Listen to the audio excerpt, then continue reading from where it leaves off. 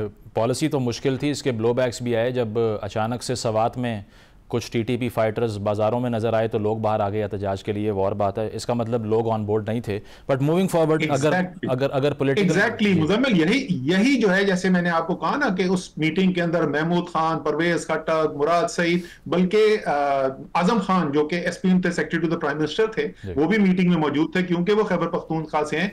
उन्होंने भी वार्न किया था कि जब तक मुकामी आबादियों को ऑन बोर्ड ना ले लिया जाए, ये हमें रिसेटलमेंट नहीं करनी चाहिए। ठीक। और पॉलिटिकल इश्यूज़ की अगर बात करें तो कोअर्जन करके देख ली पीटीआई ने वोट ऑफ नो कॉन्फिडेंस के बाद, एहतजाज भी हो गए, डी चौक पर भी आके देख लिया, 26 नवंबर भी हो गया। अब आकर भी अगर वो रीस्ट्रेटजाइज नहीं करते तो आपको लगता नहीं है कि इसका लॉन्गर रन में फ़ायदा तो कुछ भी नहीं हो रहा? मज़ामत की सियासत पाकिस्तान के अंदर धरने दे के, सड़कों पे आके हुकूमतें गिरा नहीं करती, ना आज तक गिरी हैं।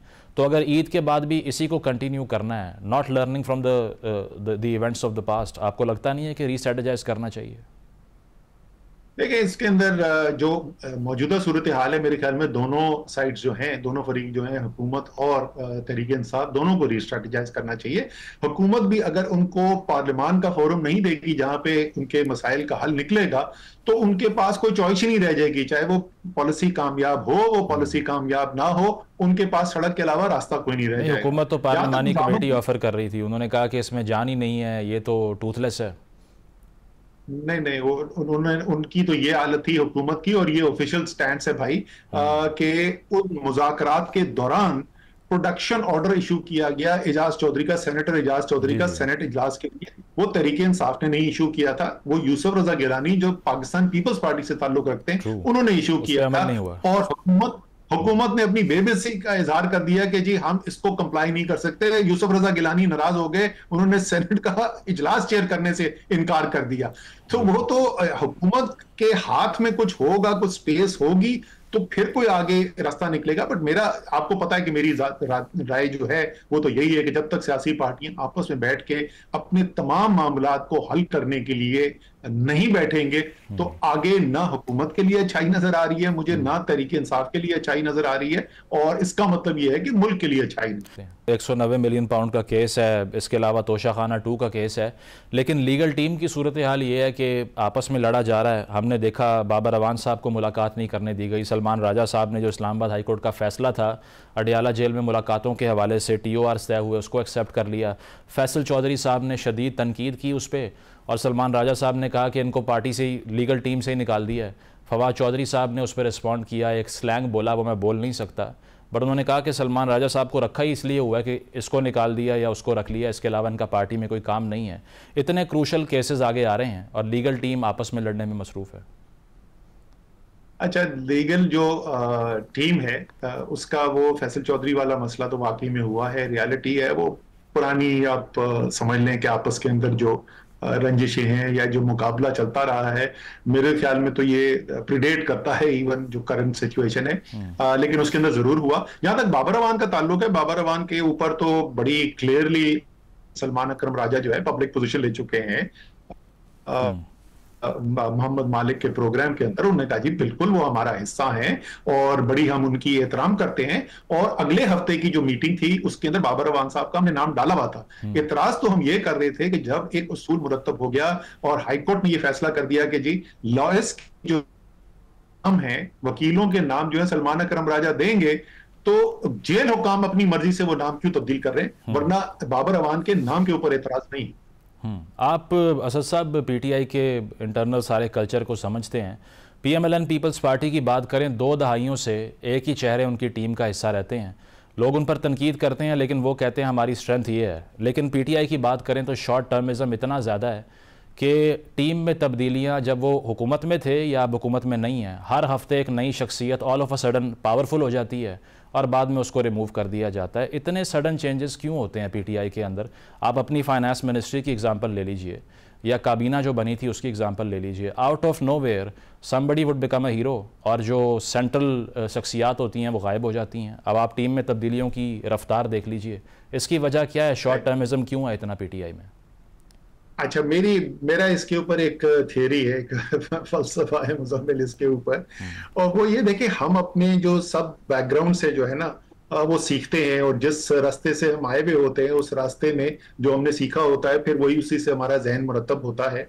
तो मैं भी एक सोचता था कि कप्तान जो है वो टीम में इतनी तब्दीलियां क्यों करते हैं। फिर मैंने कहा कि देखें, अगर आप क्रिकेट की दुनिया को देखें तो मुजम्मिल जो बहुत कामयाब टेस्ट टीम या वनडे टीम भी होती है ना, तो अगर उसने लेट्स से 5 साल के 5 टेस्ट मैच की एक सीरीज हो रही है तो ये बहुत शाज़ो नाज़र ही होता है कि 5 टेस्ट के अंदर एक ही टीम खेलती रहे। अच्छा, अगर कामयाब भी है टीम तो उस कामयाब टीम के अंदर भी तब्दीलियां होती रहती हैं, मौके की मुनासबत से, विकेट की मुनासबत से, एटसेट्रा एटसेट्रा। तो शायद वो बैकग्राउंड है, बट ये दुरुस्त है कि कप्तान जो है वो कॉन्स्टेंटली अपनी टीम को रिव्यू करते रहते हैं और उसके अंदर तब्दीलियां करते रहते हैं। But running a country of 240 million people is an entirely different ball game then a cricket match. I know that, लेकिन उसके जो है ना वो ऐसे मतलब वो और बात है कि इमरान खान की जब सियासत शुरू हुई थी ना तो लोग ये कहते थे यार क्रिकेट टीम चलाना और बात है, मुल्क चलाना और बात है। वो ये लोग यही कहते रहे और वो आखिर में सबसे बड़े पाकिस्तान के पॉलिटिकल लीडर भी बन गए, वजीर आजम भी बन गए। मेरे ख्याल में, अगर आप मुझे मेरी जाती राय पूछें, इसके अंदर कुछ अच्छाई भी है और कुछ नेगेटिव बात भी है, ठीक है। अच्छाई ये है कि अगर आपको वीकनेस नजर आ रही है डिलीवरी के अंदर, आपने कैपेसिटी गलत जज कर ली थी, आपकी जजमेंट में गलती हुई है, तो उस टीम के अंदर तब्दीली कर देने में कोई हर्ज नहीं है। और सिर्फ इसलिए कि वो जाती तौर पर लॉयल्टी है या कोई आपके वो जाती तौर पे करीब है तो उसकी वजह से जो है आप मुल्क का नुकसान होता जा रहा है, लेकिन आप कहें जी ये मेरे साथ जो है 20 साल से था तो अब मैं इसको तब्दील नहीं करूंगा। मेरे ख्याल में ये बजाते खुद एक मस्बत चीज है।